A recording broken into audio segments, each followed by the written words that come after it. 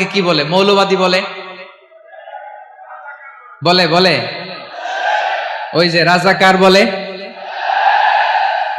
হ্যাঁ, রাজাকার রাজাকার খেলার দিন শেষ। মন মতো হইলে মুক্তিযোদ্ধা, মন মতো না হইলে রাজাকার, এই দিন শেষ। ওই দিন আর নাই, এই কার্ড দিয়ে আর খেলার দিন নাই। এগুলো মানুষ আর খায় না এখন, এগুলো গিলে না আর। সাধারণ মানুষ বড্ড সচেতন। দেখেন, কালের বিবর্তনে, সময়ের আবর্তনে একই পরিক্রমা আমাদেরকেও ট্যাগিং করে। আমাদেরকে মৌলবাদী বলে, ব্যাকডেটেড বলে, রাজাকার বলে, জঙ্গি বলে, যুদ্ধাপরাধী বলে। আছে না এরকম? ওয়াসবির আলা মা ইয়াকুলুন, নিজের সাথে মিলায় নেন। যা বলে ধৈর্য ধারণ করো। ওয়াহজুরহুম হাজরান জামিলা, জাস্ট ইগনোর দেম, ভালোভাবে ইগনোর করেন, খালাস, সালাম দিয়ে কেটে পড়েন। তাহলে প্রিয় ভাইরা, এই বিপদ আপদ আমাদের পিছু ছাড়বে না, পিছু ছাড়বে না। নবীদের পিছু ছাড়ে নাই, আমরা কোথায়? আমরা আর কি? বিপদ আমাদেরকে ধৈর্য ধারণ করতে হবে, মনোবল হারাইলে হবে না। তাহলে প্রিয় ভাইরা, এটাই জীবনের বাস্তবতা। সবর আমাদেরকে ইখতিয়ার করতে হবে, হতাশ হওয়া যাবে না। অনেকে আমরা অল্পতে হতাশ হই। এই যে আমরা ধৈর্য ধারণ করছি, এর ফল পাচ্ছি না। দীর্ঘ 1.5 দশক ধরে ধৈর্য ধারণ করছেন না আপনারা? এখন মুক্তি, স্বাধীনতা, বিজয় এনে দিয়েছে কে? ধৈর্য ধারণ করুন। ধৈর্যের যে ফলাফল, এটা বড় মিষ্টি। আসসালামু আলাইকুম ওয়া রাহমাতুল্লাহি ওয়া বারাকাতুহু। আমরা শুরুতে আল্লাহ রাব্বুল ইজ্জা ওয়াল জালালের দরবারে শুকরিয়া জ্ঞাপন করছি, যিনি আজকে আমাদেরকে এরকম চমৎকার একটি পরিবেশে, চমৎকার একটি ইসলামিক কনফারেন্সে উপস্থিত হওয়ার সুযোগ করে দিয়েছেন। আমরা সবাই পড়ছি কালিমাতুশ শুকর, আলহামদুলিল্লাহ।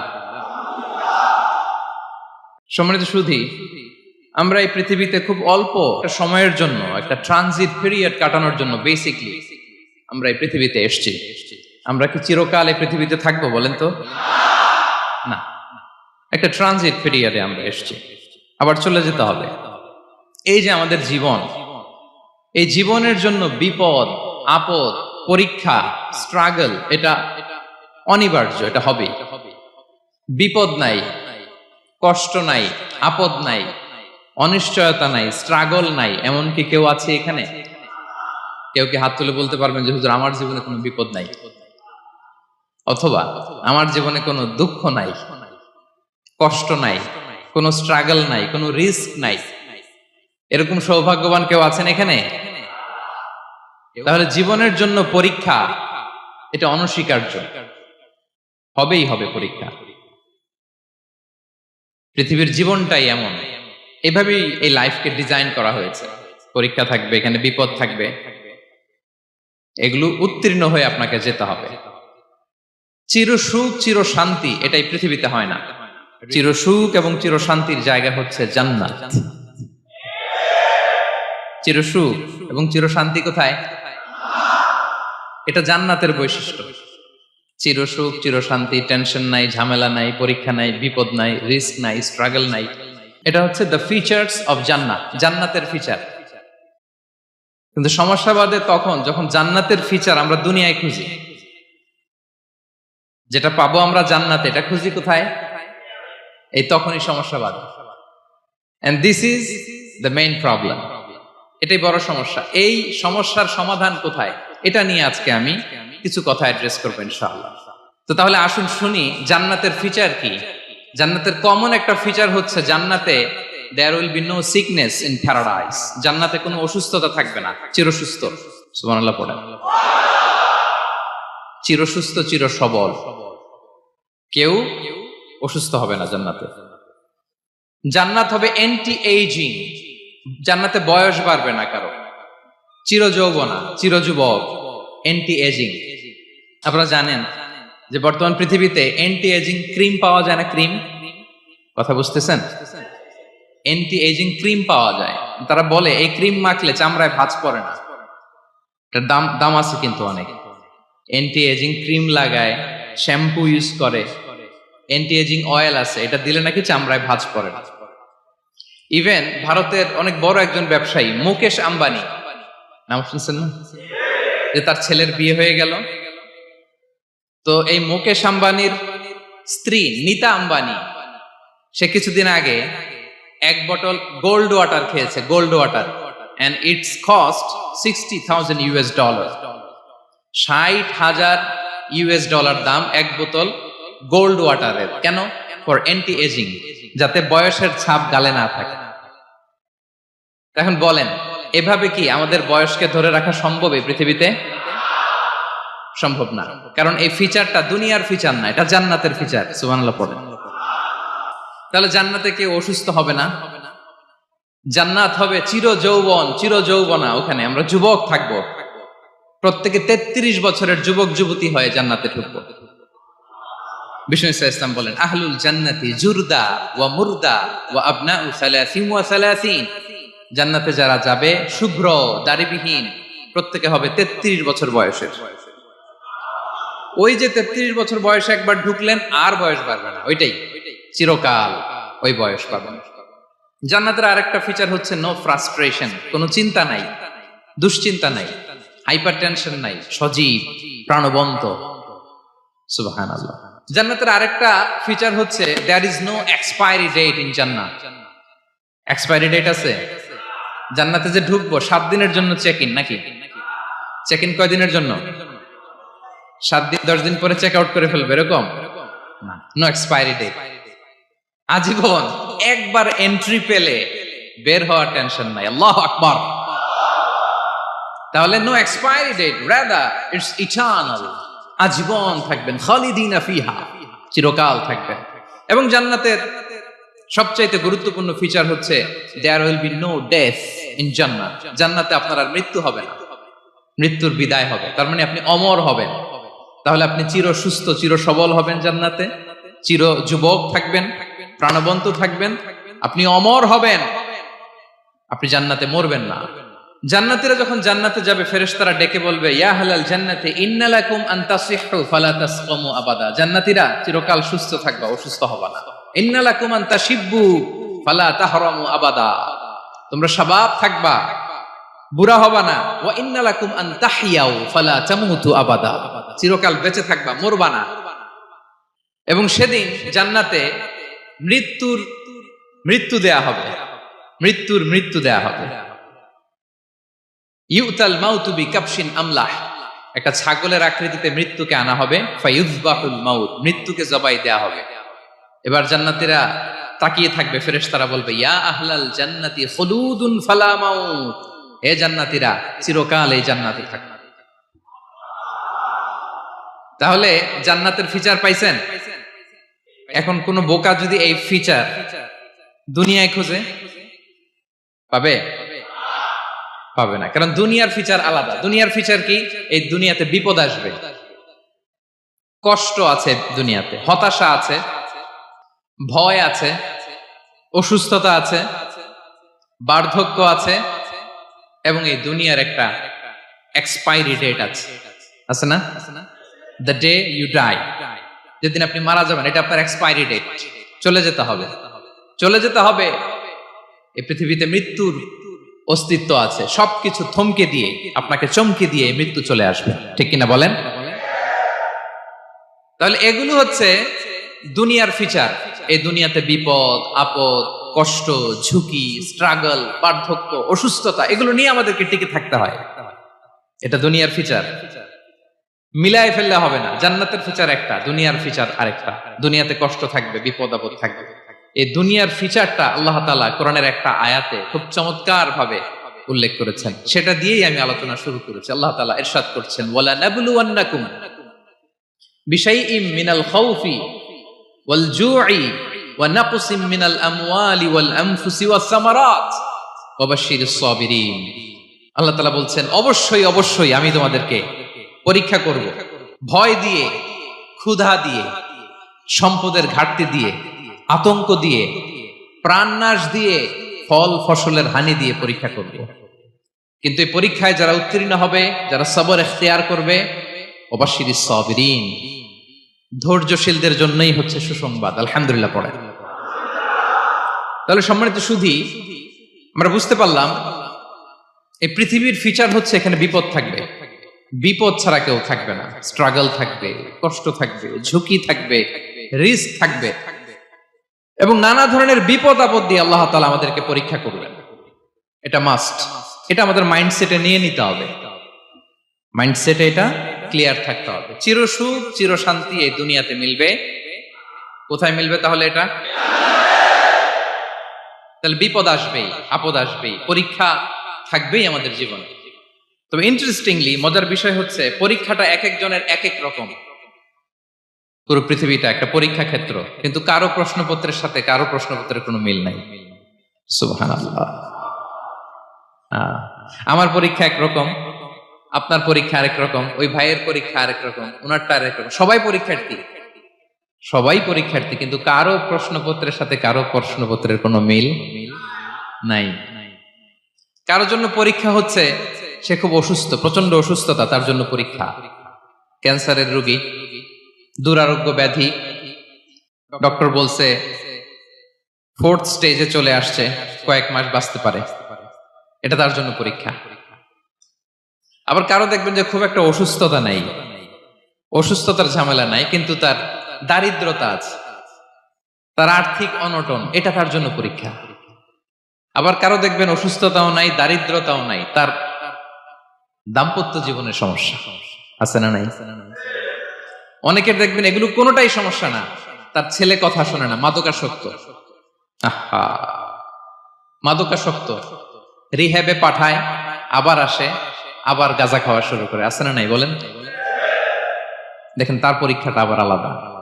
অনেকের দেখবেন মেয়ে বাবার কথা শোনে না। আবার অনেকের দেখবেন যে ব্যবসায় সমস্যা, লসের পর লস, লাভ উঠাতে পারে না। তাহলে পরীক্ষা ছাড়া, বিপদ আপদ ছাড়া দুনিয়াতে কেউ নাই, কেউ নাই প্রিয় ভাইরা। এটা আমাদের মাথায় রাখতে হবে। পরীক্ষা আপনাকে দিতেই হবে, পরীক্ষা দিয়ে দিয়েই নিজেকে প্রমাণ করতে হবে। আর এক একজনের পরীক্ষাটা এক এক রকম, কারো পরীক্ষার সাথে কারো পরীক্ষার কোনো মিল থাকবে না। তো মাঝে মাঝে আমরা এটা ভুলে যাই। আল্লাহ তাআলা কালামে পাকে রিমাইন্ডার দিয়ে আমাদেরকে স্মরণ করিয়ে দিতে চান যে এই পৃথিবীতে আসলে তোমরা এসেছো পরীক্ষা দিতে।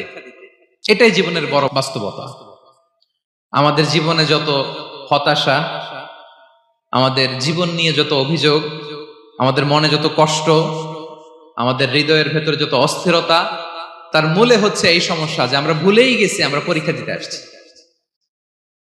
এটা যদি ভুলে না যান, এটা যদি আপনার মাইন্ডসেটে থাকে যে পুরো জীবনটা একটা পরীক্ষা, তাহলে দেখবেন কোনো কিছু আপনাকে কাবু করতে পারবে না। আপনি হতাশ হবেন না, জীবন নিয়ে আর অভিযোগ থাকবে না, আপনি ভেঙে পড়বেন না, সব অভিযোগ হতাশা দূর হয়ে যাবে। তারপরে বুঝতে পারলাম পরীক্ষা আপনাকে দিতেই হবে। পরীক্ষা দেয়া ছাড়া এই পৃথিবী থেকে চলে যাওয়ার কোনো চান্স বা সুযোগ আমাদের কারো নেই। সূরাতুল আনকাবুতে আল্লাহ তাআলা এই কথাটা আরো চমৎকার ভাবে বলেছেন। আল্লাহ তাআলা ইরশাদ করছেন, আহাসিবান নাসু আইয়ুতরাকু আইয়াকুলু আমান্না ওয়া হুম লা ইফতানুন ওয়ালাকাদ ফাতান্নাল্লাযীনা মিন ক্বাবলিহিম ফালা ইয়া'লামান্নাল্লাহুল্লাযীনা সাদাকু ওয়া লা ইয়া'লামান্নাল কাযিবিন। আল্লাহ বলেন, মানুষ কি ভেবেছে সে শুধু বলবে আমি ঈমানদার আর তাকে আমি জান্নাতে ঢুকাই দিব? না, কখনো না, কোশ্চিন কালেও না। বরং পূর্ববর্তীকালে যারা পৃথিবীতে এসেছিল তাদেরকে আমি পরীক্ষা নিয়েছি, পরীক্ষা করেছি, এবং তাকেও ঈমানের প্রশ্নে সে সত্যবাদী না মিথ্যাবাদী পরীক্ষা দিয়ে দিয়ে নিজেকে প্রমাণ করতে হবে। ঠিক কিনা বলেন? পরীক্ষা দিয়ে আপনাকে প্রমাণ করতে হবে। এবং এই পরীক্ষার ব্যাপারটা, এটা যে শুধু আমরা সাধারণ মানুষ আমাদের জীবনে দুঃখ বিপদ পরীক্ষা এমনটা না। এই পৃথিবীর সবচাইতে শ্রেষ্ঠ মানুষ যারা ছিলেন তাদেরকে আল্লাহ পরীক্ষা নিয়েছেন। বলেন তো এই পৃথিবীতে সবচাইতে শ্রেষ্ঠতম মানুষ কারা? সবচাইতে শ্রেষ্ঠ ভালো মানুষ কারা ছিল পৃথিবীতে? বলেন তো নবীরা। আওয়াজ করে বলেন তো কারা? তো বলেন তো নবীদের জীবনে পরীক্ষা ছিল কি ছিল না? হ্যাঁ ছিল। বেশি না কম? বিষ্ণু ইসলামকে জিজ্ঞাসা করা হলো, আইয়ুন নাসি আশাদ্দু বালাআন ইয়া রাসূলুল্লাহ, হে আল্লাহর রাসূল এই পৃথিবীতে কাদের জীবনে পরীক্ষা বেশি? বিষ্ণু ইসলাম বললেন, আল আম্বিয়া, নবীদের জীবন। আল আম্বিয়া সুম্মাল আমসাল ফাল আমসাল, সবচাইতে জীবনে পরীক্ষার সম্মুখীন সবচাইতে বেশি হয়েছেন নবীরা। তারপরে নবীদের পরবর্তী অবস্থান যাদের, সিদ্দিকীন যারা, সোহাদা যারা, সলিহিন যারা, আল্লাহওয়ালা যারা, তাদের জীবনে পরীক্ষা বেশি। ইউবতালার রাজুলু আলা হাসাবি দীনি, ব্যক্তির দিনদারি যত বেশি তার জীবনে আল্লাহর পরীক্ষাও তত বেশি। আপনি আল্লাহওয়ালা হবেন, আপনার জীবনে পরীক্ষাও অনেক বেশি। এজন্য ইমানদার হওয়া যেমনি মর্যাদার, ইমানদারের জীবনে পরীক্ষাও হবে অনেক বেশি। এবং পরীক্ষা যত বড়, খেয়াল রাখতে হবে, মন খারাপ করার কোনো সুযোগ নেই। পরীক্ষা যার জীবনে যত বড়, সেটাতে সফল হতে পারলে ওটার প্রতিদানও বড়। পরীক্ষা যত বড়, এটাতে সাকসেস হইতে পারলে এটার রিওয়ার্ডও তত বড়। বিষ্ণু ইসলাম বলেন, ইযামুল জাযাই মাআ ইযামিল বালা, বালা যত বড়, জাযাও তত বড়, প্রতিদানও তত বড়। কারণ নবীদের জীবনে যদি খেয়াল করেন, দেখবেন যেই নবীর জীবনে পরীক্ষা যত বেশি, সেই নবীর জীবনে সফলতাও তত বেশি। সাইয়েদনা ইব্রাহিম আলাইহিস সালামের কথাটা একটু খেয়াল করেন তো, বলেন তো ওনার জীবনে পরীক্ষা কেমন ছিল, বেশি না কম? ওনার জীবনের পরীক্ষা থেকেই তো আমরা এই শব্দটা ব্যবহার করি, আমরা বলি অগ্নি পরীক্ষা। কি বলি? মানে আগুনে নিক্ষেপ করা হয়েছে সাইয়েদনা ইব্রাহিম আলাইহিস সালামকে, তাও স্বাভাবিকভাবে না, উলঙ্গ করে, ন্যাকেট করে ওনাকে অপমানিত করবার জন্য ওনার গায়ের জামা কাপড় খুলে উলঙ্গ অবস্থায় আল্লাহর খলিল সাইয়েদনা ইব্রাহিম আলাইহিস সালামকে অগ্নিকুণ্ডে নিক্ষেপ করা হয়েছিল। এরকম এক্সপেরিয়েন্স এই অডিটোরিয়ামের ভেতরে আমাদের কখনো হয়েছে? তাইলে সাধারণ মানুষের জীবনের পরীক্ষা আর নবীদের জীবনের পরীক্ষার মধ্যে পার্থক্য আছে না নাই? ওই পরীক্ষায় উনি পাশ করে ফেললেন। 86 বছর পর্যন্ত আল্লাহর কাছে দোয়া করলেন, আল্লাহ আমাকে একটা নেককার সন্তান দাও। আল্লাহ সন্তান দেয় না। 86 বছর পরে আল্লাহ তাআলা সাইয়েদনা ইব্রাহিম আলাইহিস সালাম এবং হাজারের ঘরকে উজালা করে সন্তান দিলেন। সাইয়েদনা ইসমাঈল আলাইহিস সালাম পৃথিবীতে আসলেন কত বছর বয়সে? 86 বছর বয়সের এখানে কেউ আছেন? হ্যাঁ, আছি আমরা? কেউ নাই। 86 বছর বয়সে প্রথম সন্তান পেয়েছে। তাদের ঘরকে উজালা করে আল্লাহর নবী সাইয়েদনা ইসমাঈল আলাইহিস সালাম আসলেন। এবার আল্লাহ বললেন, যাও স্ত্রীকে আর এই কলিজার টুকরা সন্তানকে, থাকো তো প্যালেস্টাইনে, প্যালেস্টাইন থেকে ১,৫০০ কিলোমিটার দূর, দ্য ব্যারেন ল্যান্ড, ওই মক্কার ধুধুমরু প্রান্তরে রেখে আসো, যেখানে কেউ নাই, মানুষ নাই, গাছ নাই, পাখি নাই, পানি নাই, যাও রেখে আসো। আচ্ছা বলেন তো, ৮৬ বছর পরে যে লোকটা সন্তান পেল, বুঝে শুনে উত্তর দিয়েন, ৮৬ বছর পরে যে লোকটাকে আল্লাহ তাআলা সন্তান দিল, তার হৃদয়ে ওই সন্তানের জন্য মায়া বেশি না কম? এমনি তো আমাদের প্রথম সন্তানের হিস্ট্রিটা একটু খেয়াল করেন তো। প্রথম আমাদের যে মেয়ে হয়েছিল বা যাদের ছেলে হয়েছিল, তার প্রতি আদর, সোহাগ, দরদ, ভালোবাসা, আল্লাহ কত ছিল। আর ৮৬ বছর বয়স আল্লাহ তাআলা ওনাকে সন্তান দিলেন, দিয়ে বললেন, যাও হাজারকে আর ইসমাঈলকে মক্কার ধুধুমরু প্রান্তরে রেখে আস। আল্লাহ তাআলা বলতে দেরি, চলে যেতে দেরি নাই, মুহূর্তে উনি রওনা হয়ে গেলেন। সুবহানাল্লাহ পড়বেন না? রেখে আসলেন মক্কার ধুধুমরু প্রান্তরে। এবার আল্লাহ বললেন, যাও রিটার্ন ব্যাক টু প্যালেস্টাইন, প্যালেস্টাইনে চলে যাও। চলে গেলেন, হৃদয়টা ভেঙে খান খান। অনেক বছর পরে আল্লাহ তাআলা আবার অনুমতি দিলেন, যাও এবার ছেলেকে দেখে আসতে পারো, যাও প্যালেস্টাইন থেকে আবার মক্কায় যাও। সাইয়েদনা ইব্রাহিম আলাইহিস সালাম প্যালেস্টাইন থেকে আবার ১,৫০০ কিলোমিটার পথ পাড়ি দিয়ে, এখনকার মতো ফ্লাইটে যায় না, গাড়িতেও না, উটে করে। কিসে করে? উনি যে কতবার মক্কা থেকে ফিলিস্তিন এসেছেন আর গিয়েছেন, কোন ইয়ত্তা নাই, হিসাব নাই। গেলেন, এবার ছেলেটা হাঁটতে পারে, দৌড়াতে পারে, একটু একটু কথা বলতে পারে, আব্বু আব্বু ডাকতে পারে। কেমন মায়া লাগে বলেন তো? মায়া ভালোবাসায় যখন টইটম্বুর, ঠিক ওই মুহূর্তে আল্লাহ বললেন, ছেলেকে জবাই করো, জবাই করো ছেলেকে। আল্লাহ তাআলা বলতে দেরি করেছেন, আল্লাহর আদেশ পালনে ১ সেকেন্ডও তিনি দেরি করেন নাই। ছুরি চালালেন, জান্নাত থেকে দুম্বা নিয়ে আসা হলো। এভাবে আল্লাহর নবী ইব্রাহিম আলাইহিস সালাম ওনার জীবনের প্রতিটি ক্ষেত্রে যেখানে আল্লাহ তাআলা ওনাকে পরীক্ষা নিয়েছেন, উত্তীর্ণ হয়েছেন। এবং দেখেন ওনাকে আল্লাহ তাআলা কি উপহার দিলেন, আল্লাহ তাআলা ওনাকে খলিলুল্লাহ উপাধি দিলেন, আল্লাহর বন্ধু। সুবহানাল্লাহ বলেন। আল্লাহ তাআলা বলছেন, ওয়া ইযিবতালা ইব্রাহিম রাব্বুহু বিকালিমাতিন ফাআতাম্মাহুন ক্বালা ইন্নী জাইলুকা লিন-নাসি ইমামা। আল্লাহ অনেকগুলো পরীক্ষা নিয়েছিলেন সাইয়েদনা ইব্রাহিম আলাইহিস সালাম, প্রতিটা পরীক্ষায় সাকসেসফুলি পাস করেছেন, গোল্ডেন এ প্লাস। আল্লাহ বলেন, ইন্নী জাইলুকা লিন-নাসি ইমামা, I'm gonna make you the leader for the entire human being. I'm gonna appoint you as a leader for the entire universe. গোটা বিশ্বের জন্য, গোটা মানবতার জন্য আমি তোমাকে লিডার বানায় দিলাম। ইযামুল জাযাই মা'a ইযামিল বালা। পরীক্ষা যত বড়, ওই পরীক্ষায় পাশ করলে ওইটার ফলাফল ও প্রতিদানও বড়। তাহলে দেখেন প্রিয় ভাইরা, সাইয়েদনা ইব্রাহিম আলাইহিস সালামের জীবনে পরীক্ষার কোনো শেষ ছিল না। আমি আপনি কোথায়? আল্লাহর খলিলের জীবনে যদি এত পরীক্ষা থাকতে পারে, আমি আপনি কোথায় বলেন তো? এবার বলেন, সাইয়েদনা মূসা আলাইহিস সালাম, ওনার জীবনে তো কোনো পরীক্ষার ছিল না। হ্যাঁ, গুণে শেষ করতে পারবেন? জন্মটাই তো হয়েছে পরীক্ষার মধ্য দিয়ে।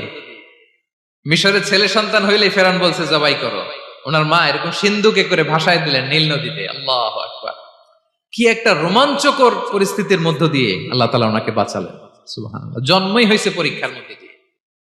বড় হইলেন, ফেরাউনের ভয়ে দেশ ত্যাগ করলেন, মিশর থেকে মাদিয়ান। আবার আল্লাহর আদেশে যখন ফিরে আসলেন, আবার ফেরাউনের সাথে তর্ক বিতর্ক, যুদ্ধ। একটা রাত আল্লাহ নবী মূসা আলাইহিস সালাম শান্তি মতো মিশরে ঘুমাতে পারে নাই। একটা রাত। শেষ পর্যন্ত এই ফেরাউন মূসা আলাইহিস সালামকে ধাওয়া করেছে। ফেরাউনের ধ্বংসের আগ পর্যন্ত সে মূসা আলাইহিস সালামকে ধাওয়া করেছে। তার মানে মূসা আলাইহিস সালাম এই বিপদ আপদ পরীক্ষা এগুলো থেকে মুক্তি পান নাই। এবার বলেন ঈসা আলাইহিস সালামের কথা, ওনার জীবনে তার পরীক্ষা ছিল না? কি পরীক্ষা ছিল? হ্যাঁ, আল্লাহু আকবার। Same scenario goes to the biography of every messenger in the world. পৃথিবীর সব নবীর ক্ষেত্রে একই ঘটনা ঘটেছে।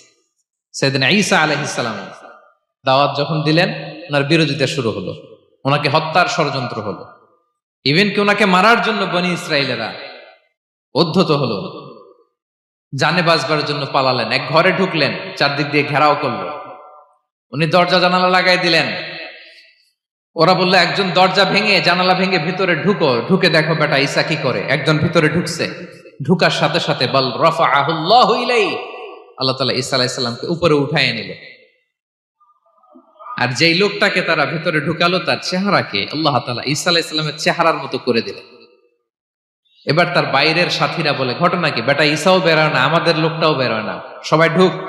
দরজা ভেঙে ভেতরে ঢুকে দেখে ঈসা দাঁড়ায় আছে। বলেন তো, এটা ঈসা না মিসা? এটা কি আসল ঈসা? ওমা কতালু ওমা সলাবু ওয়ালাকিন শুব্বিহা লাহুম। আল্লাহ বলে, তোমরা আমার নবী ঈসাকে হত্যাও করতে পারো নাই, শুলেও চড়াতে পারো নাই, আমি সেফটি সিকিউরিটি দিয়ে আমার নবী ঈসা আলাইহিস সালামকে আকাশে তুলে নিয়েছি।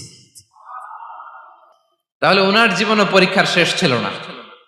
এবার যদি আমরা বিশ্বনবী সাল্লাল্লাহু আলাইহি ওয়াসাল্লামের জীবনের দিকে তাকাই, ওনার জীবনটা দেখেন তো। আমাদের পেয়ারা নবী বিশ্বনবী মুহাম্মদুর রাসূলুল্লাহ সাল্লাল্লাহু আলাইহি ওয়াসাল্লাম, ওনার জীবনে কি স্ট্রাগল ছিল? স্ট্রাগল। মাক্কি জীবনের কথা যদি একটু খেয়াল করেন, দেখেন তো 3 বছর শিয়াবে আবি তালেবে জেল কেটেছেন, না খেয়েছিলেন। ওনার বংশের লোকেরা প্রথমে ছাগল খেয়েছে, ছাগলগুলো যখন শেষ, ছাগলের চামড়াগুলো শুকিয়ে ওইটা খাইছে। গাছের পাতা ছাল এগুলো খেয়ে খাবারের অভাবে বেহুশ হয়ে পড়ে থাকতো তারা। না খেয়ে কয়দিন ছিলেন আপনি? আমি কয়দিন ছিলাম না খেয়ে? মনেই তো পড়ে না, না খেয়েছিলাম কিনা কোনোদিন। এ হচ্ছে মাক্কি জীবন। মেন্টালি প্রেসার দেয়া হয়েছে। বিশ্বনবীর চাচা আবু লাহাব, তার 2 ছেলে উতবা আর উতাইবা, এদের সাথে বিয়ে দিয়েছিলেন 2 মেয়ের। যখন দাওয়াত দেওয়া শুরু করলেন, 2 মেয়েকে ডিভোর্স দিয়ে দিল। দেখেন, একটা বাবার জন্য প্রাপ্তবয়স্কা মেয়েকে যখন উঠায় নেয়ার আগে ডিভোর্স দেয়, তার মানসিক অবস্থাটা কেমন থাকে বলেন? মেন্টালি প্রেসারাইজ করা হয়েছে, ফিজিক্যালি হ্যারাস করা হয়েছে। বিষ্ণু ইসলাম যখন নামাজে দাঁড়াতেন, উটের পচা নারী ভুঁড়ি বিষ্ণুনবীর কাঁধে চাপিয়ে দেওয়া হতো। আপনার জীবনে এরকম ঘটছে কখনো? আপনি নামাজ পড়তেছেন, উটের পচা নারী ভুঁড়ি আপনার কাঁধে চাপিয়ে দেওয়া হয়েছে। কয়দিন হয়েছে এরকম? কয়দিন হয়েছে? হ্যাঁ, তারপরে তো আলহামদুলিল্লাহ বেরোয় না মুখ দিয়ে। কেমন আছেন হুজুর? কয়েন না, বেশি একটা সুবিধার না, তাই না? বেশি একটা একটু মিলাবেন। কতটুকু পরীক্ষা আমরা দিয়েছি। তায়েফে গেলেন, বিশ্বনবী তায়েফে গেছিলেন জমির বায়না দিতে, তাই না? জমি কিনবে তায়েফে। তায়েফবাসীদেরকে জাহান্নামের আগুন থেকে বাঁচাতে গিয়েছিলেন, নিজের জন্য না। সেখানে তায়েফের ছেলেরা পাথর মেরেছে বিষ্ণু ইসলামের গায়ে। এত শুভ্র দেহ ছিল, চেহারা ছিল, বিষ্ণুবীর গা দিয়ে ঝরঝর করে রক্ত ঝরেছে। ফিজিক্যাল হ্যারাসমেন্টের শিকার হয়েছেন বিষ্ণু ইসলাম। যখন যেদিন বিষ্ণু ইসলামকে হত্যার ষড়যন্ত্র করা হলো, আল্লাহ তাআলার আদেশে তিনি মক্কা থেকে মদিনায় হিজরত করলেন। মদিনাতে যে একটা রাত, সপ্তম হিজরির আগ পর্যন্ত শান্তিতে ঘুমাতে পারেন নাই। 3 দিকে 3 ইহুদি বসতি, বনু কাইনুকা, বনু নদীর, বনু কুরাইজা। আহা, খাওয়ার মধ্যে বিষ মিশিয়ে দেয়া হয়েছিল বিষ্ণু ইসলামের।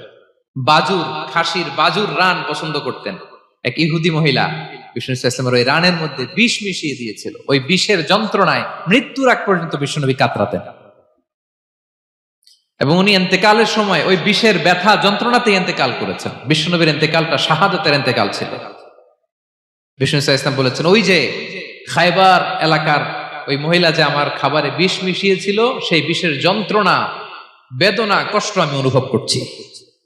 খেয়ে না খেয়ে দিন প্রচারের কাজে নিজেকে দিয়েছ বিলিয়ে, তায়েফের কাফিরেরা চিনল না সে আলো, দুষ্ট ছেলেদের পিছু দিল লেলিয়ে, পাথরের আঘাতে ক্ষত বিক্ষত হয়ে সারা শরীর থেকে রক্ত ঝরে। হে রাসূল তোমাকে ভুলি আমি কেমন করে, হে রাসূল তোমাকে ভুলি আমি কেমন করে। হাজার ব্যথা বেদনার পরে ফিরে আসনি তুমি আপন ঘরে, দিনের আলো তুমি ছড়িয়ে দিতে চলে গেলে মদিনায় মক্কা ছেড়ে। হে রাসূল তোমাকে ভুলি আমি কেমন করে, হে রাসূল তোমাকে ভুলি আমি কেমন করে। ঠিক কিনা বলেন? একটা রাত শান্তিতে, শান্তির ঘুম তিনি দিতে পারেন নাই। প্রিয় ভাইরা, তাহলে আমরা কি বুঝলাম? বিশ্বনবীর জীবনও পরীক্ষা ছিল কি ছিল না? আমাদের উপায় আছে? আমরা বাঁচতে পারবো এই বিপদ আপদ পরীক্ষা ঝঞ্ঝাল থেকে? বাঁচতে চাইলেও বাঁচতে পারবো? পারবো না। ইমাম মালিক আলাইহি রাহমা নাম শুনেছেন? ইমাম মালিক, ওনার জ্ঞান থেকে লাখো লাখো মানুষ উপকৃত হয়েছে, কোটি কোটি মানুষ উপকৃত হয়েছে। মদিনার রাস্তায় রশি দিয়ে ওনাকে টেনে হিচড়ে এক এলাকা থেকে আরেক এলাকায় নিত জালেম বাদশারা। ইমাম মালিক আলাইহি রাহমা। ইমাম আহমদ ইবনে হাম্বল, ওনাকে বেত্রাঘাত করা হতো, চাবুক দিয়ে পেটানো হতো। আল ইমাম আল আযম আবু হানিফা আলাইহি রাহমা, ওনাকে কারাবন্দী করা হয়েছিল। তার মানে দেখেন, যত বড় বড় স্কলার, যত বড় বড় মাশায়েখ, এমনকি আম্বিয়া আলাইহিস সালাম, ওনারাও পরীক্ষা বিপদ আপদ থেকে রেহাই পান। পাইছে? তাহলে আপনি আর আমি পাবো? বলেন তো। তাহলে এটা আমাদের ব্রেইনে গেঁথে নিতে হবে যে জীবন মানেই এখানে বিপদ থাকবে, পরীক্ষা থাকবে, স্ট্রাগল করে করে আমাকে আগাতে হবে। কেউ আমার জন্য রেড কার্পেট বিছিয়ে রাখবে না। এই জীবনটা বড় জটিল। This is life, how it's design. এভাবেই পৃথিবীকে ডিজাইন করা হয়েছে। এখানে বিপদ আছে, কষ্ট আছে। এই পরীক্ষা দিয়ে দিয়ে আপনাকে উত্তীর্ণ হতে হবে। বুঝতে পেরেছেন প্রিয় ভাইরা? নাও দ্য কোশ্চেন অ্যারাইজ, এখন প্রশ্ন হচ্ছে, কেন আল্লাহ এই পরীক্ষা নেন? কেন? আল্লাহ তাআলা সূরা মুলকে বলেছেন, এই পৃথিবী সাজানোর, এই জীবন মৃত্যুর এই খেলা, এটার উদ্দেশ্যটাকে আল্লাহ তাআলা স্পষ্ট করে বলেছেন। আল্লাযী খালাকাল মাউতা ওয়াল হায়াতা লিয়াবলুয়াকুম আইয়ুকুম আহসানু আমালা। জীবন মৃত্যু দিয়ে তোমাদের জীবনকে সাজানো হয়েছে এজন্য, যাতে করে তিনি তোমাদের পরীক্ষা করতে পারেন। কি করতে পারেন? তোমাদের মধ্যে কে সৎকর্মে অগ্রগামী, কে কাজে ভালো, আমলে ভালো, এটা দেখার জন্য। বেসিকলি আল্লাহর দেখার প্রয়োজন নাই, আমাদেরকে দেখানোর জন্য এই পরীক্ষার আয়োজন। আমি ভালো করবো না খারাপ করবো এটা আল্লাহ জানে না, তো ওনার পরীক্ষা করা লাগে কেন? কথা বলেন। আমি জান্নাতি না জাহান্নামী এটা আল্লাহ জানেন না? বেসিকলি আমাদেরকে জানানোর জন্য এই পরীক্ষার আয়োজন। কাদেরকে জানানোর জন্য? মানে তুমি জেনে যাও তুমি জান্নাতি না জাহান্নামী, আমি ভালো করেই জানি। একটা ছোট্ট উদাহরণ দিলে বুঝতে পারবেন প্রিয় ভাইয়েরা। ধরেন আল্লাহ তাআলা দুইজনকে সৃষ্টি করলেন। উদাহরণস্বরূপ একজনের নাম আব্দুল্লাহ আর একজনের নাম আব্দুর রহমান। সৃষ্টির পরে আব্দুল্লাহকে বললেন, আব্দুল্লাহ আমি জানি তুমি পৃথিবীতে 50 বছর হায়াত পাইতা, খুব ভালো কাজ করতে, তুমি দুনিয়াতে অনেক ভালো কাজ করতে, এটা আমি আগেই জানি, আমার অসীম জ্ঞান বলে আমি আগে থেকেই জানি।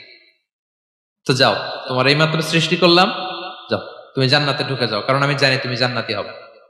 আচ্ছা, আর আব্দুর রহমান তুমি পৃথিবীতে খুব খারাপ কাজ করতে, এটা আমি জানতাম, তোমারে পাঠাইলে খারাপ কাজ করবা, তুমি সীমা লঙ্ঘন করবা, অন্যায় করবা, অপরাধ করবা, তুমি জাহান্নামী হবা, যাও। যেহেতু আমি জানি পরীক্ষার আর দরকার নেই, তোমারে জাহান্নাম দিয়ে দিলাম, যাও ঢুকে যাও। আব্দুল্লাহ ঠিকই জান্নাতে ঢুকে যাবে, আব্দুর রহমান কি ঢুকবে? ঢুকবে।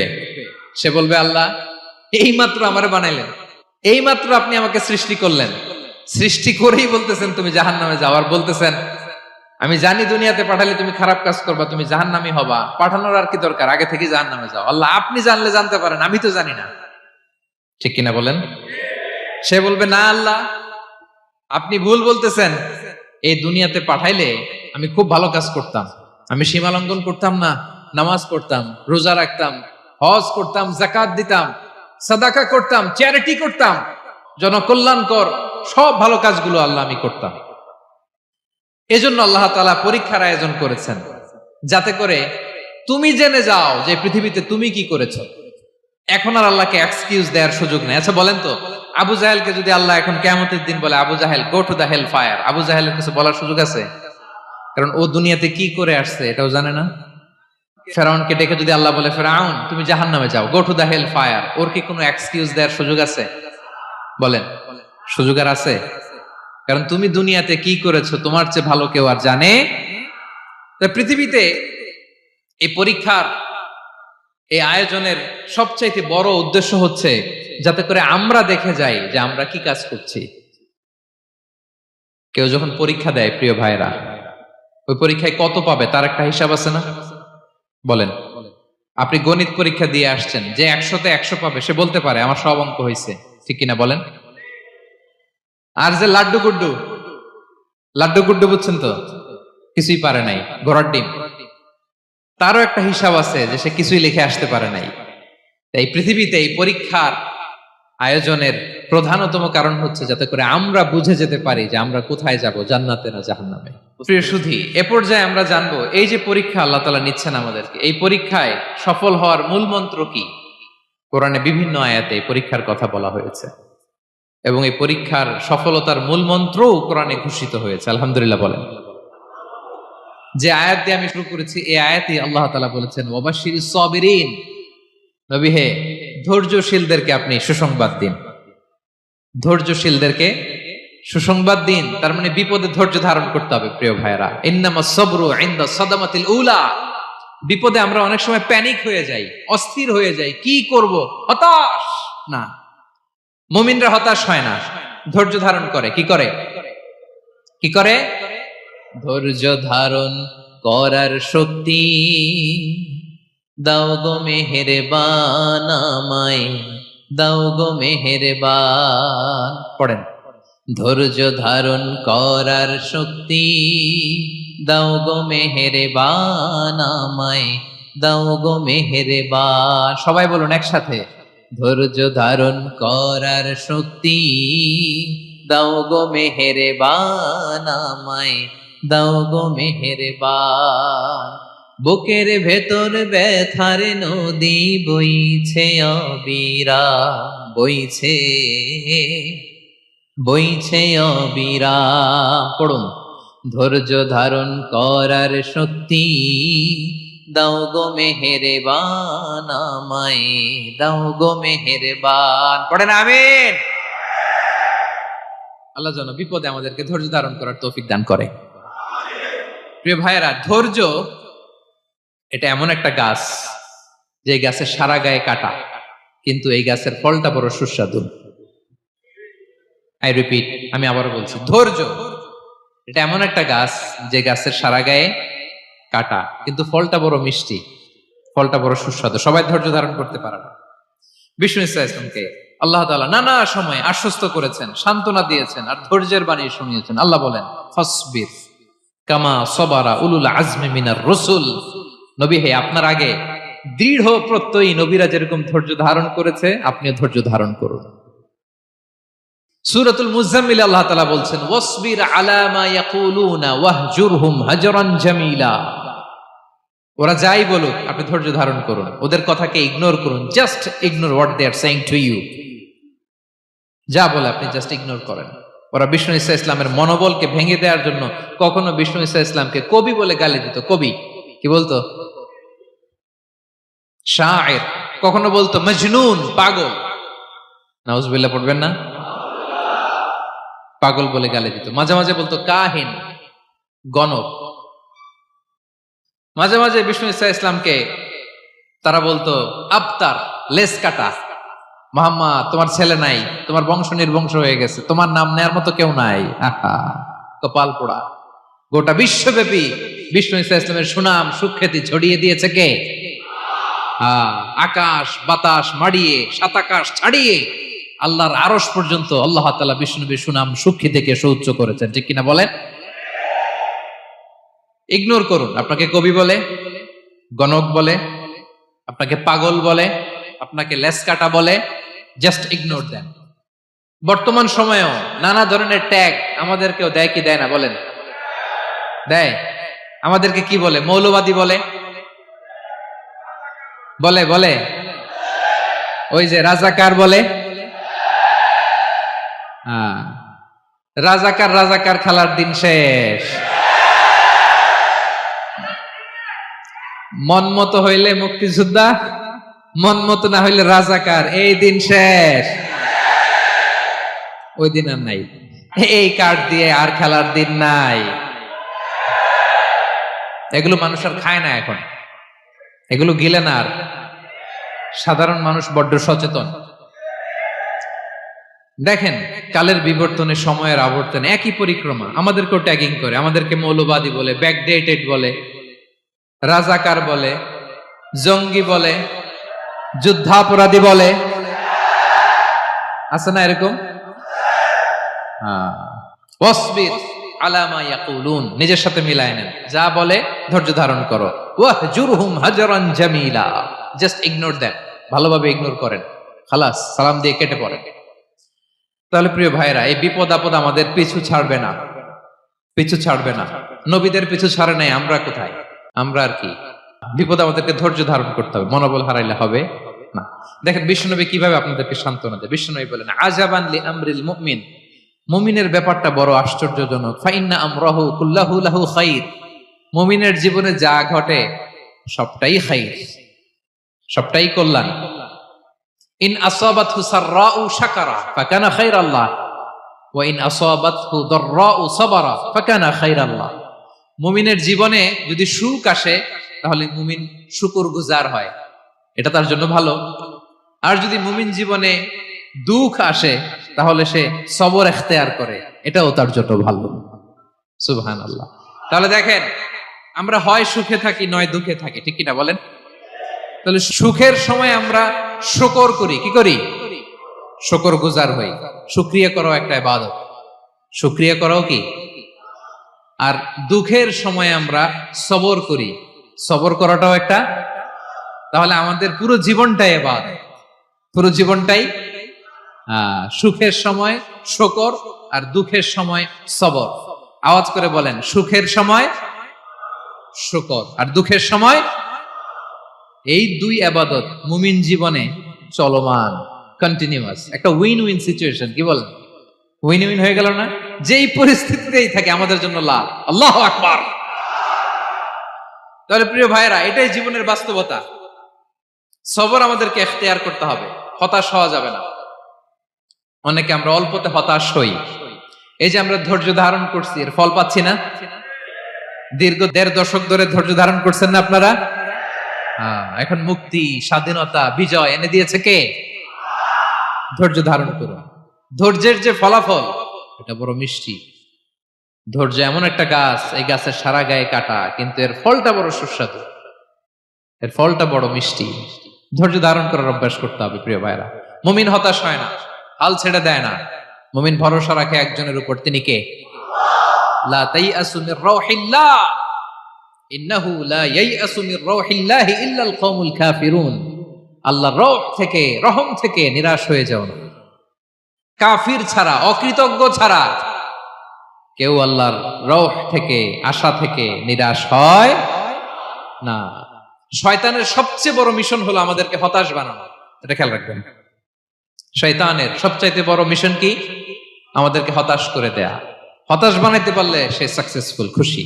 কিন্তু আমরা এত সহজে হতাশ হই না, আমরা নিরাশ হই না, আমরা বিপদে হাল ছেড়ে দেই না।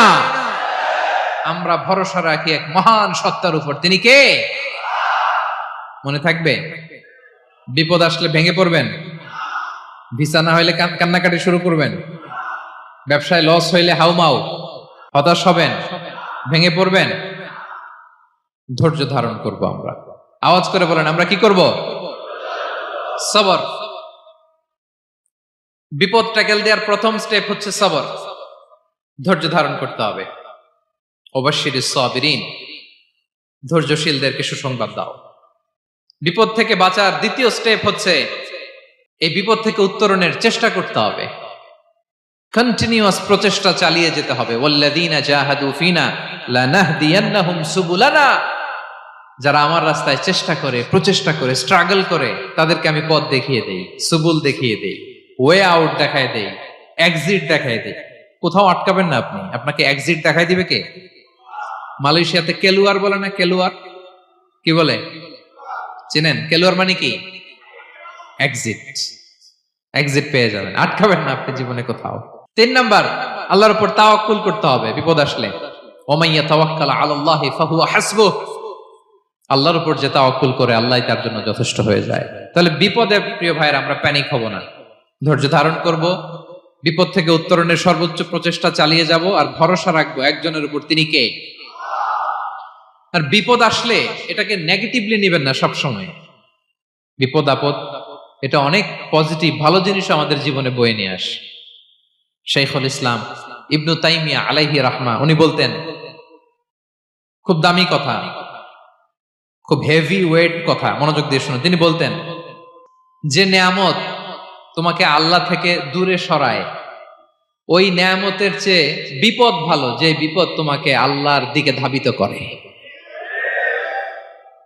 আই রিপিট, আমি আবারও বলি, যে নাজ নেয়ামত তোমাকে আল্লাহ থেকে দূরে সরিয়ে দেয়, সে নাজ নেয়ামতের চেয়ে ওই বিপদ আপদ ভালো, যেই বিপদ আপদ তোমাকে আল্লাহর কাছে টেনে নেয়। তাহলে বিপদ আপদ আসলে আপনি হতাশ হবেন?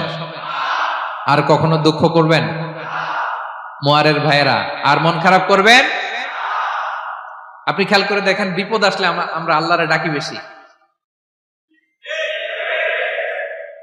যখন অসুস্থ আপনি খেয়াল করেন তো, আল্লাহ আল্লাহ তুমি ছাড়া বাঁচানোর কেউ নাই, আল্লাহ আল্লাহ তুমি হেফাজত করো, আল্লাহ তুমি সুস্থ করে দাও।